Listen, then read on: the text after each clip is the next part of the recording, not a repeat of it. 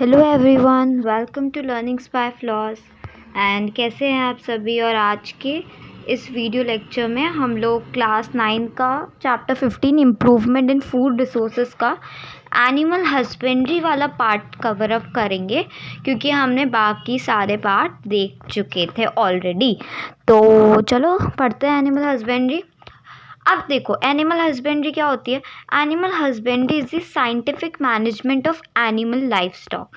तो जब एनिमल की एनिमल के बेसिक नीड्स की जब उन्हें पाला जाता है तो उस बेसिस पे हम उसको एनिमल हस्बेंड्री में डालते हैं, जो कि बहुत ज़्यादा यूज़फुल होती है।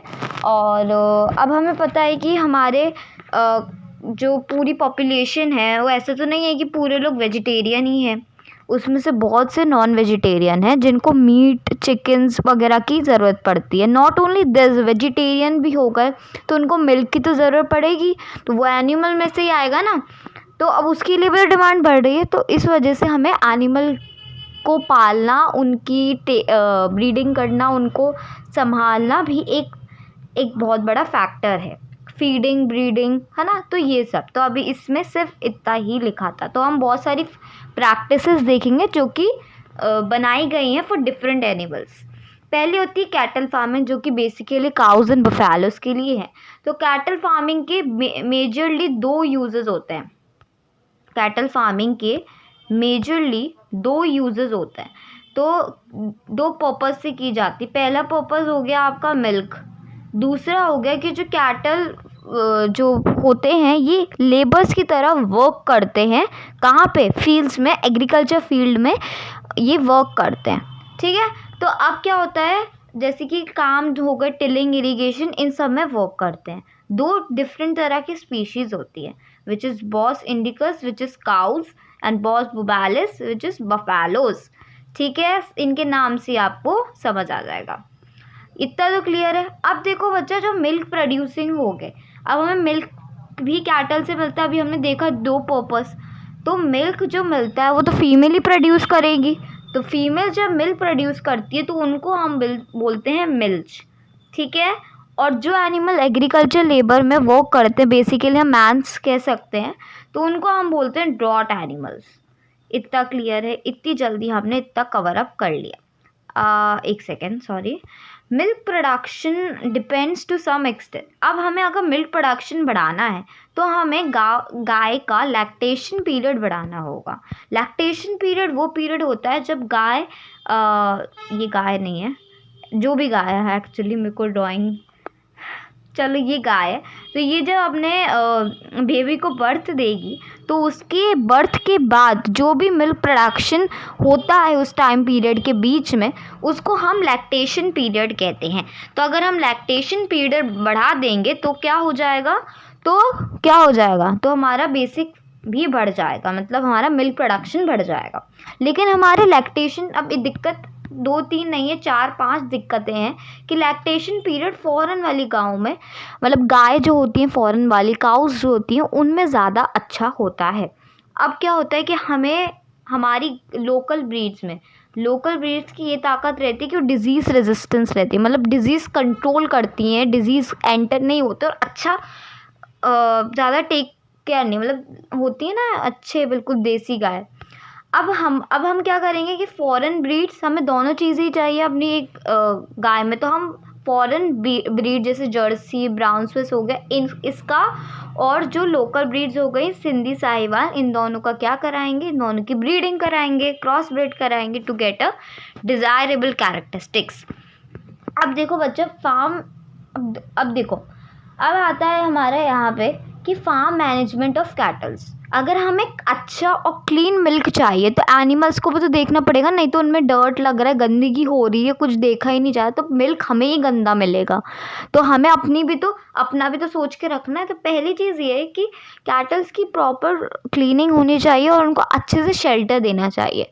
शेल्टर इसलिए देना चाहिए क्योंकि वो हीट वगैरह या फिर ज़्यादा ठंड हो गई उससे प्रोटेक्टेड हैं, जिससे उनको कभी बुखार नहीं, डिजीज़ वगैरह ना आए ज़्यादातर। For the health of animals for production. तो देखिए पहला हो गया कि proper cleaning and shelter facility should be available. Second, the regular brushing should be done of the animals to remove the dirt from them, क्योंकि कहीं कहीं ना बहुत गंदगी हो जाती है उनमें वो खाते हैं चीज़, तो आप समझ गए होगे, है ना। और उनके जो बाल दिन भर फिसलते रहते हैं तो वो भी लग जाते हैं। फिर हमें उनको एक वेल वेंटिलेटेड रूफ में रखना चाहिए जाके उनको ये प्रोटेक्ट हो पाए वो। अब दूसरी चीज़ ये है कि उनके फ्लोर को भी क्लीन रख रहेगा, नहीं तो फ्लोर को क्लीन नहीं रखेंगे तो उनके पैरों में वो लगता रहेगा, गंदगी मचती रहेगी। अब दो तरह के कैटल को रिक्वायरमेंट होती है फूड की, पहले मेंटेनेंस रिक्वायरमेंट एंड दूसरी होती है हमारी milk producing requirement. Maintenance requirement वो रिक्वायरमेंट होती है जो एनिमल के अंदर की बॉडी फंक्शन को अच्छे से चलाने के लिए, to live a healthy life.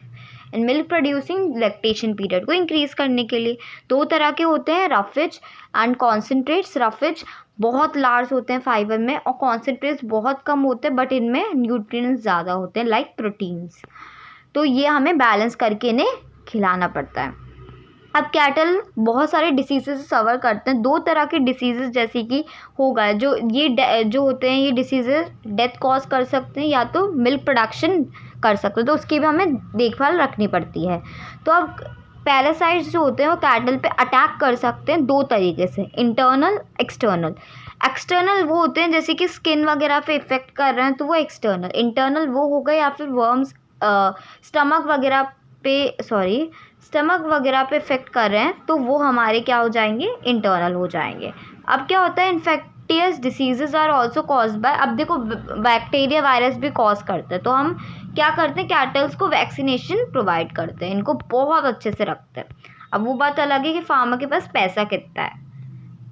अब हम आते हैं poultry farming. Poultry farming is basically the rearing of the domestic fowl for production of eggs and chicken and meat. मतलब basically rearing of the birds हो गया जिससे वो एग प्रोड्यूस कर पाए, और रियरिंग ऑफ चिकन जिससे वो मीट अपना दे सके, ठीक है। तो वो होते हैं। अब क्या होते हैं, ब्रॉयलर्स यहाँ प्रोड्यूस लेयर्स फॉर एग्स, तो वो एग्स की लेयर्स उन्हें बोली गई हैं जब वो प्रोड्यूस करते हैं ना बर्ड्स।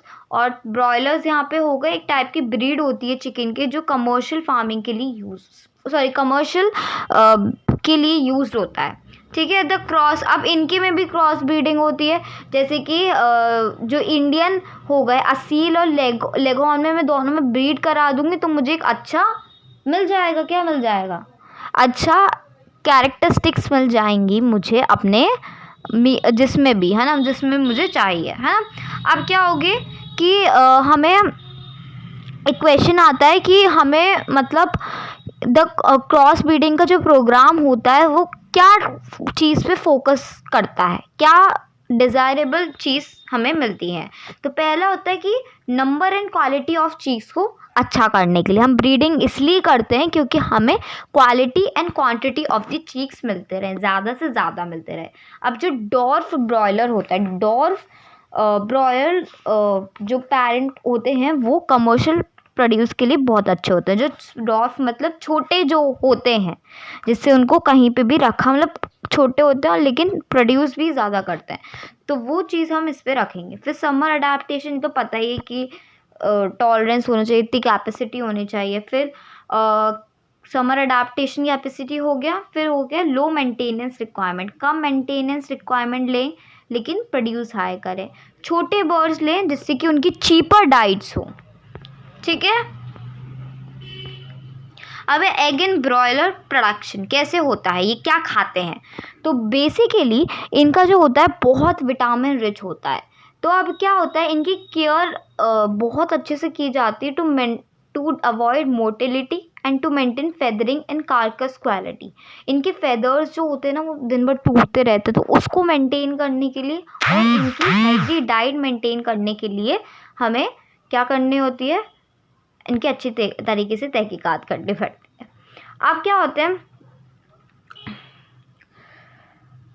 तो अब क्या होता है, for good production of poultry birds good management practices are important. अगर हमें अच्छा प्रोडक्शन करना है तो अच्छी प्रैक्टिसेस भी इम्पॉर्टेंट है।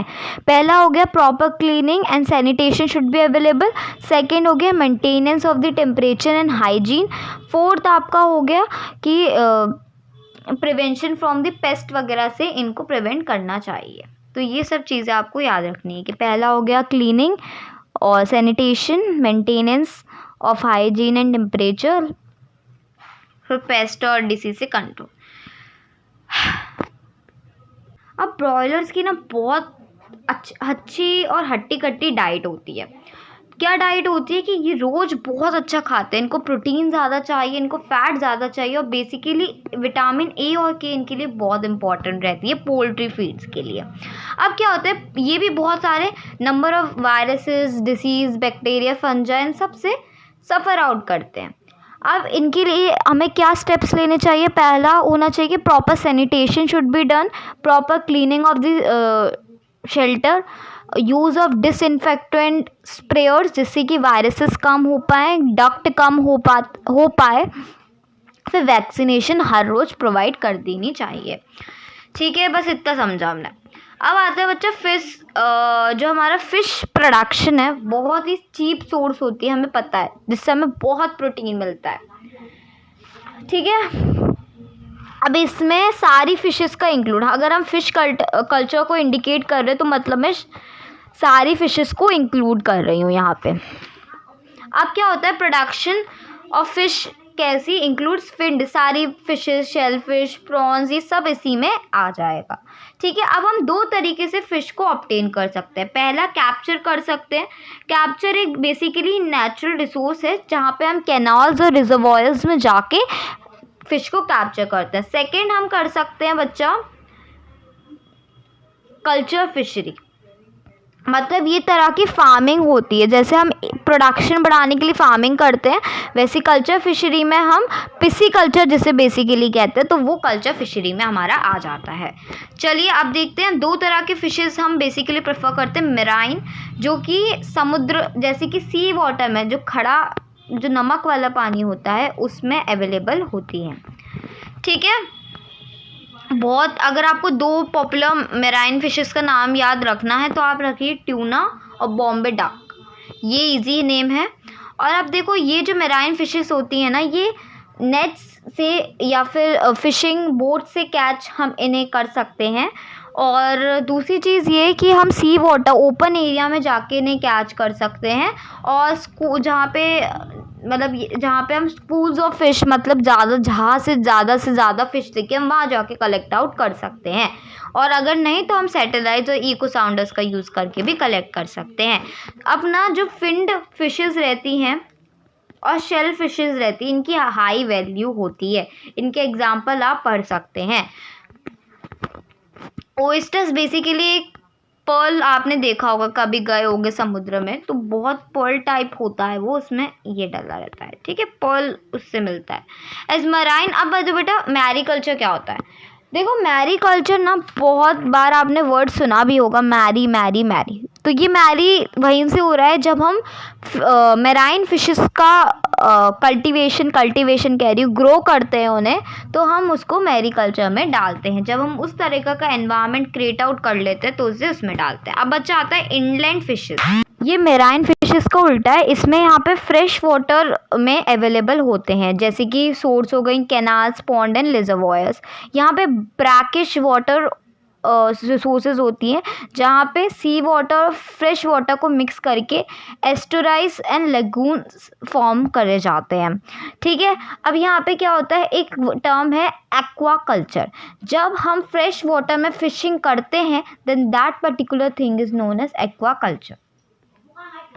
अब ना, अगर हम फिश कल्चर दो तरीके से भी कर सकते हैं, जैसे कि हम पैडी जब राइस ग्रो करते हैं उसी के साथ हम साइड में वाटर, हमें जैसे पता ही है कि राइस को वाटर की बहुत ज़रूरत होती है, तो उसी के साइड बाय साइड हम फिश को ग्रो कर सकते हैं। तो अब क्या होता है, अब हम देखेंगे यहाँ पे, अभी ध्यान से सुनना, बहुत इंटरेस्टिंग है। अभी आप बुक आप पढ़ सकते हो, मैं आपको समझा दूंगी ना तो ये सब आपको समझ में आ जाएगा। फिश कल्चर,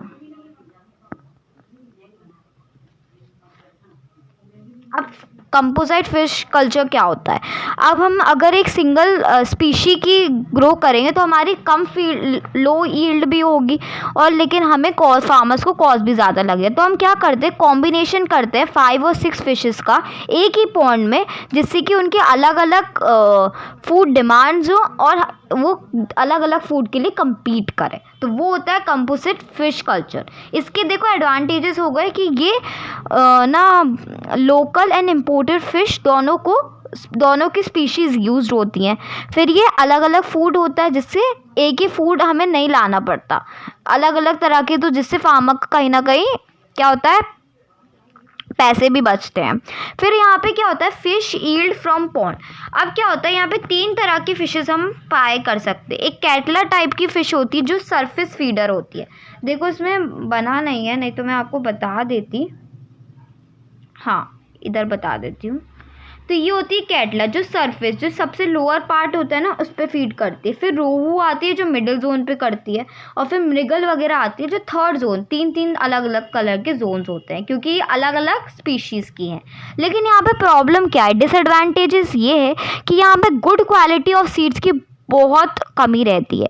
इस प्रॉब्लम को कम करने के लिए हमने एक तकनीक अपनाई है, जो कि हार्मोनल स्टिमुलेशन होता है, जिसके द्वारा आप क्या कर सकते हैं, आप एक सीड प्रोड्यूस कर सकते हैं और उसमें जो डिज़ायरेबल क्वालिटी आपको चाहिए वो आप उसमें इंश्योर कर सकते हैं। ओहो ये क्या हो गया, जस्ट अ सेकेंड। अब देखो बी कीपिंग बहुत ही कम दाम की होती है, मतलब जहाँ से हमें हनी वगैरह मिलता है ना, वही बी कीपिंग होती है। इसे एपीकल्चर भी बोला जाता है, और इसमें कम इन्वेस्टमेंट भी लगता है, और इससे हमें चीज़ें जैसे हनी भी मिलता है, वैक्स मिलता है, जो कि मेडिसिनल पर्पज़ के लिए भी यूज़ होता है। अलग अलग टाइप की वेराइटी होती है, जैसे एपिस सेरेना, ये हमारी इंडियन बी हो गई, एपिस डोरसेटा रॉक बी हो गई, एपिस फ्लोरा लिटिल बी हो गई, है ना। अब एपिस मेलिफेरा क्या होती है, इटालियन बी होती है।